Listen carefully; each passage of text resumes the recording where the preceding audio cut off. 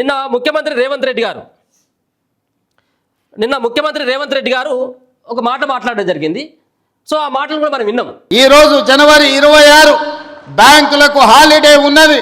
రాత్రి 12 గంటల తర్వాత ప్రతి రైతుకు, రాష్ట్రంలో ఉన్న వ్యవసాయ భూమి ఉన్న ప్రతి రైతుకు రాత్రి 12 గంటల తర్వాత ప్రతి ఎకరాకు 6,000 రూపాయలతోని మీ ఖాతాల్లో మీ నగదు టకీమని పడే విధంగా ఈరోజు కార్యక్రమాన్ని తీసుకున్నాం. నేనేమంటా ఉన్నానంటే ఇన్ని మాటలు మాట్లాడిండు. ఇంతకుముందు ఒక మిత్రుడు కూడా అంటా ఉన్నాడు ఏమని, జనవరి 26వ తేదీన బ్యాంక్ హాలిడేస్ అని చెప్పేసి మీరే చెప్పిండు. బ్యాంక్ హాలిడేస్ అనే చెప్పిండు. మరి 26 కాకపోతుంటే 27 పెట్టకపోయినావు. 27 పెట్టకపోతే ఒకవేళ ఇవ్వాలనుకునేది ఉంటే అంత ప్రేమ ఉంటే 25 పెట్టకపోయినావు. శనివారం రోజు 26 పెట్టినావు. ఓకే, 26కు హాలిడే ఉంటుందని మీకు తెలియదా? సరే, 26వ తారీఖు అర్ధరాత్రి అని చెప్తివి. అర్ధరాత్రి ఇప్పుడు అంటున్నట్టుగా అర్ధరాత్రి బ్యాంకులు ఎక్కడ ఓపెన్ ఉండాలి? ఇది పాయింటే కదా. అర్ధరాత్రి ఎక్కడ ఓపెన్ ఉండాలి? ఎక్కడ ఓపెన్ లేవు. 27వ తారీఖు వచ్చింది. ఇప్పటి వరకు రైతుల యొక్క అకౌంట్లో ₹1 కూడా పడలేదు. దయచేసి ఆలోచించండి. ఇప్పటికే రైతుల విషయంలో ముఖ్యమంత్రి గారు మీకు పదే చెప్తాను, రైతుల విషయంలో మీరు సరైనటువంటి నిర్ణయాలను తీసుకోవాల్సినటువంటి ఆవశ్యకత ఉంది. మీరు రైతులకు ఇవ్వాల్సినటువంటి రుణమాఫీ విషయంలో ఫెయిల్యూర్ కనబడతా ఉన్నది. గ్రామాలలో చాలామంది మిగిలిపోయిన్లు. రైతు సంబంధించినటువంటి భరోసాని మేము గవర్నమెంట్ అధికారంలోకి రాగానే, మా ప్రభుత్వం అధికారంలోకి రాగానే మేము డబ్బులు వేస్తాం, మేము మీ యొక్క అకౌంట్లో రైతు భరోసా పైసలు ఎకరానికి 15,000 రూపాయలు ఇస్తాం. ఆ దుర్మార్గుడు 10,000 ఇచ్చిండు, రైతులందరూ ముంచిండు, మేము 15,000 రూపాయలు ఇస్తామని చెప్పేసి ప్రభుత్వం అధికారంలోకి రాకముందుకు పిసిసి హోదాలో ఉన్న సందర్భంలో రేవంత్ రెడ్డి గారు మాట్లాడినటువంటి మాటలు. అధికారంలోకి వచ్చింది, కట్టబెట్టినాం. అధికారంలోకి వచ్చిన తర్వాత ఎలక్షన్ల కోడ్లో రైతు బంధు పైసలు హోల్డ్లో ఉన్నాయి. దాని తర్వాత 7,600 కోట్ల రూపాయలేమో మీ ప్రభుత్వం వచ్చిన తర్వాత కేసీఆర్ పెట్టినటువంటి డబ్బులు, లేకపోతే మీరు సమకూర్చినటువంటి డబ్బులు మొత్తానికి రిలీజ్ చేసిండ్రు. ఒక దవ్వ ఎగ్గొట్టిండ్రు. ఇప్పుడు రైతు రుణమాఫీ రైతు భరోసా సంబంధించినటువంటి విషయంలో ఒక దఫగా మీరు ఇప్పటికి బాయ్కున్నారు. మీరు అన్నటువంటి 6,000 రూపాయలు వేసినప్పటికి కూడా మీరు అంటున్నటువంటి 10,000 కోట్ల రూపాయలు రైతుల యొక్క అకౌంట్లో పడాలి. ఒక దఫ పైసలు అవి ఎగ్గొట్టిండ్రు. అవి కూడా ఇప్పుడు రైతులు అడగట్లేదు. మరి నువ్వు 15,000 రూపాయలు ఇస్తావన్నావు కదా, మళ్ళీ 12,000కి ఎందుకు కుదిచ్చినవయ్యా అని చెప్పేసి కూడా రైతులు ఎక్కడ కూడా రోడ్ల మీదకి ఎక్కలేదు. మీరు అన్నటువంటి మాట ప్రకారమే 12,000 ఇచ్చినా మంచిదే అని చెప్పేసి రైతులు కూడా ఓపిక పట్టిళ్ళు. మరి ఇప్పటికీ మధ్యాహ్నం 12 దాటిపోయింది, ఇప్పటి వరకు రైతుల యొక్క అకౌంట్లో పడలేదు. మీరు అన్నటువంటి 12,000లో సీజన్కి 6,000 రూపాయలు రావాలి. 26వ తారీఖు అర్ధరాత్రి నుంచి పైసలు పడతాయని చెప్తారు. 26వ తారీఖు అర్ధరాత్రి నుంచి పైసలు పడలేదు ఇప్పటి వరకు. మరి పడతాయా లేదా అనేది నమ్మకం లేదు.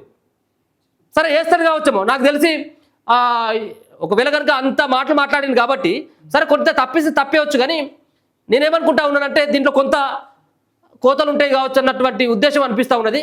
మరి దాంట్లో చెట్లకు పుట్టలకు ఏమన్నా ఇస్తాడా లేదా, లేకపోతే నిజమైనటువంటి లబ్ధిదారులకు ఇస్తాడా లేదా అనేది కూడా మనం మరి కాసేపట్లో చూడాల్సినటువంటి పరిస్థితే. ఏదేమైనప్పటికీ కూడా రైతులకు వాళ్ళు గందరగోళానికి గురి కాకుండా ఉండాలంటే సంబంధిత శాఖ మంత్రి అయినటువంటి తుమ్మల నాగేశ్వరరావు గారైనా ఇంకా మిగతా సంబంధించినటువంటి ఎవరైనా మాట్లాడితే బాగుంటుందేమో. 12 దాటిపోయింది కాబట్టి మరి ఇంకా పర్లేదు అన్నటువంటి ఆతృతతోటి ఎదురు చూస్తూ ఉన్నారు.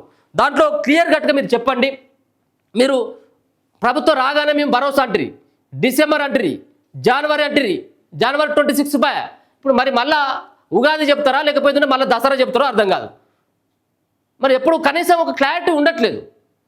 మీరు మంత్రాలకు సంబంధించినటువంటి దగ్గరనే క్లారిటీ ఉండట్లేదు. రైతు రుణమాఫీ విషయంలో ఖచ్చితంగా మీరు దాంట్లో ఫెయిల్యూర్ అయినట్టే. రుణమాఫీ విషయంలో కనీసం రైతు భరోసా విషయంలోనే సక్సెస్ సాధించండి.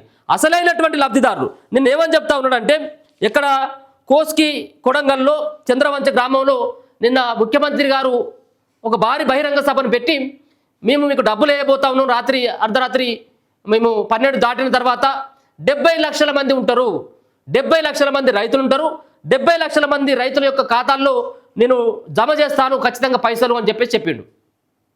గొప్పగా చెప్పిండు. ఒక్కొక్కరు ఉన్నటువంటి ఆ సభకు వచ్చినటువంటి వ్యక్తులు కానీ మీ కాంగ్రెస్ పార్టీ సంబంధించినటువంటి నేతలు కానీ గజం ఎగిరిళ్ళు దునికిళ్ళు. కానీ ఇప్పటి వరకు అక్కడి వరకే ఆ ఆశలు కానీ ఆ సంబంధించినటువంటి వాళ్ళ సంతోషం కానీ అక్కడి వరకే మిగిలిపోయింది. మరి ఇప్పటివరకు పైసలు పడలేదు. చాలామంది కూడా వాళ్ళు అదే అంటూ ఉన్నారు, మాకు పైసలు పడలేదయ్యా. కొంతమంది ఏమో రైతులు వాళ్ళు గ్రామాలలో డిస్కషన్ చేసుకుంటా ఉన్నారు. ఒన్నేమో మరి ఇది మాట చెప్పిండు కానీ అవుతుందా కాదా? మాట అయితే చెప్పిండు, అవుతుందా కాదా? ఒకవేళ కనుక కాకపోతే ఇంకా 4 సంవత్సరాలు కూడా ఇదే కథ అవుతుంది కావచ్చేమో. గతంలో పడ్డప్పటికి కొంతమంది రైతులు ఇప్పటి వరకు రైతులు ఎందుకు ఎదురు చూస్తున్నారంటే, మొదటిసారిగా రైతు భరోసా పైసలు విడుదల చేస్తున్నాడు కాబట్టి ఈ యొక్క లిస్టులో మా పేరు ఉంటుందా ఉండదా? ఒకవేళ ఉండకపోతే రానున్నటువంటి రోజులలో ఇక మొత్తం ఇది బంద్ అయ్యేటటువంటి అవకాశం ఉంటుంది కాబట్టి మాకు ముందుగా ఇలా డబ్బులు పడాలి అన్నటువంటి ఆతృతతో ఎదురు చూస్తూ ఉన్నారు. ఈ యొక్క రైతుల విషయంలో రేవంత్ సర్కార్ మరి నిర్ణయం తీసుకోకపోతే రేపు రానున్నటువంటి రోజులలో మీరు అంటున్నటువంటి గ్రామ పంచాయతీ ఎన్నికలలో మీకు కన్ఫర్మ్గా దెబ్బ ఖచ్చితంగా పడుతుంది పెద్దగానే. దీన్ని మీరు గుర్తుపెట్టుకోరి. ఎవరున్నప్పుడు కూడా సాగులో ఉన్నటువంటి భూమికి ప్రతి ఎకరాకి ప్రతి గుంటకి మీరు ఇస్తారని చెప్పిండ్రు. ప్రతి గుంటకు మీరు ఇవ్వాల్సిందే. మీరు సాగుకు మీరు అసలు కట్ ఆఫ్ డేట్ పెట్టాల్సినటువంటి అవసరం ఉండేది. 5 ఎకరాల లోపో 7.5 ఎకరాల లోపో కట్ ఆఫ్ పెడతారు కావచ్చు అనుకున్నాం. కానీ లేకుండా ఎంతైనా ఉండని గత సర్కార్ కూడా అదే చేసింది. ఎంతున్నప్పటికీ గుట్టలకు పుట్టలకు వాళ్ళు ఇచ్చిళ్ళు, సరే అది వేరు, వాళ్ళు ఇచ్చిళ్ళు కాదనట్లేవు. వాళ్ళకు సంబంధించినటువంటి 100 ఎకరాలు 200 ఎకరాలు ఉన్నటువంటి మల్లారెడ్డి కూడా ఇచ్చిండు. ఇప్పుడు మరి అదే మల్లారెడ్డికి మళ్ళీ ఇస్తారు మీరు. మల్లారెడ్డికి అయితే ఇచ్చిన గ్యారంటీ. మల్లారెడ్డి అసెంబ్లీలకు 100 ఎకరాలు ఉన్నటువంటి వాళ్ళకు కూడా మీరు ఇస్తారు. దేనికి తీసేస్తారయ్యా అంటే గుట్టలకు చెట్లకు పెట్రోల్ బంకులు మాత్రమే తీసేస్తారు.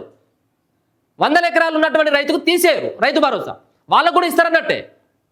సో దాంట్లో ఎంత కట్ అవుతాయి? గతంలో 7,600 కోట్ల రూపాయలేమో ప్రతి సీజన్కి ఇచ్చేది. మరి ఇప్పుడు 10,000 కోట్లు అని చెప్పేసి అంటా ఉన్నారు. ఎందుకంటే పెరిగినటువంటిది కదా.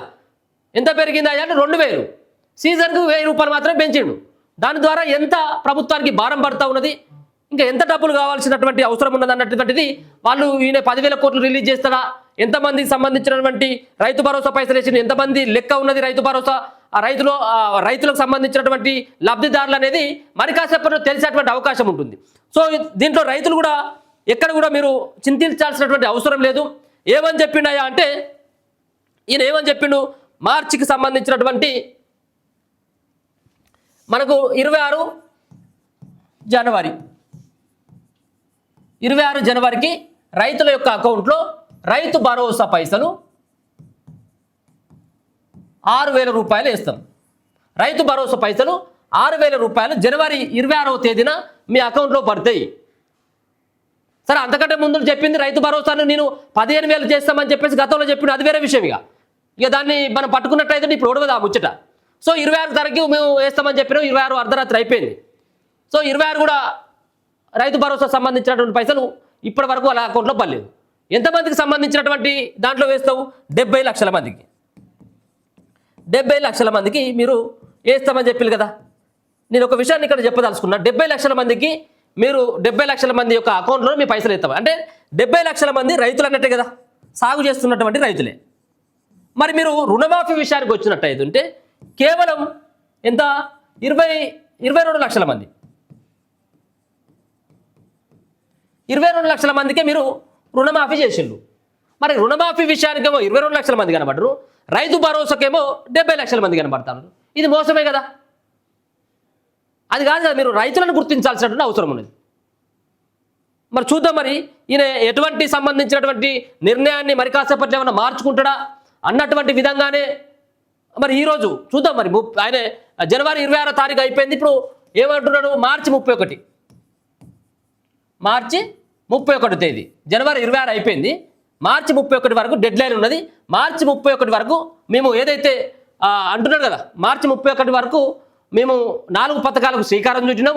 ఇందిరమ్మ ఇండ్లు, రేషన్ కార్డులు, ఇందిరమ్మ ఆత్మీయ భరోసా, రైతు భరోసా అన్నటువంటి స్కీములు ఏవైతే ఉన్నాయో ఈ 4 స్కీములకు మార్చి 31 వరకు ఉంటుంది అంటున్నాడు. అంటే మార్చి 31 వరకు రైతు భరోసా కోసం ఎవరైతే ఎదురు చూస్తూ ఉన్నారో సాగు చేస్తున్నటువంటి రైతులు, నిజమైనటువంటి రైతులు మార్చి 31 వరకు వెయిట్ చేయాల్సినటువంటి అవసరం ఉన్నది. ఇప్పుడు మీరు ఇప్పుడే తొందరపడాల్సినటువంటి అవసరం కూడా లేదు అనేది కూడా మరొకసారి విజ్ఞప్తి చేస్తున్నా. మార్చి 31 వరకు అంటే ఇంకొక 2 నెలలు వెయిట్ చేయాల్సినటువంటి అవసరం ఉన్నది. ఈ 2 నెలల వరకు మరి మార్చిలోనే అన్ని చేస్తాడా, మార్చి కంటే ముందు ఇప్పుడు మరి జనవరి 26 అన్నాడు కదా, ఈ 4-5 రోజులలో కొన్ని చేస్తాడా లేదా, ఫిబ్రవరిలో కొన్ని చేస్తాడా లేదా, దానికైతే క్లారిటీ లేదు. కానీ ఏదేమైనప్పుడు కూడా మార్చి 31వ తేదీలోపు ఈ సంబంధించినటువంటి రైతు భరోసా పైసలు 70 లక్షల మంది అకౌంట్లో పడాల్సినటువంటి అవసరం ఉన్నది. ప్రతి గుంటకు కూడా పడాల్సినటువంటి అవసరం ఉన్నది సాగులో ఉన్నటువంటి భూమికి. ఇదే మేము చెప్తా ఉన్నాం. చూద్దాం మరి ఎట్లా చేస్తాడు ఏంది. చాలామంది ఫోన్ చేస్తూ ఉన్నారు. దయచేసి మీకు మళ్ళీ నేను 5:36 మధ్యలో కన్ఫామ్గా మీతో మాట్లాడేటువంటి ప్రయత్నం చేస్తే అప్పటి వరకు కొంత మనకు కూడా ఒక క్లారిటీ వచ్చేటువంటి అవకాశం ఉంటుంది. కాబట్టి మాట్లాడి దాంట్లో రైతులకి రైతు భరోసా పైసలు పడ్డాయా లేవా, వాళ్ళకు ఒకవేళ కనుక పడినటువంటి రైతులు ఎవరు, పడ్డట్టు ఐదు ఉంటే గతంలో ఎంత పడ్డది ఇప్పుడు ఎంత పడ్డది అన్నటువంటి విషయాలు కూడా మీతో అడిగి తెలుసుకున్నటువంటి ప్రయత్నం అయితే చేస్తా.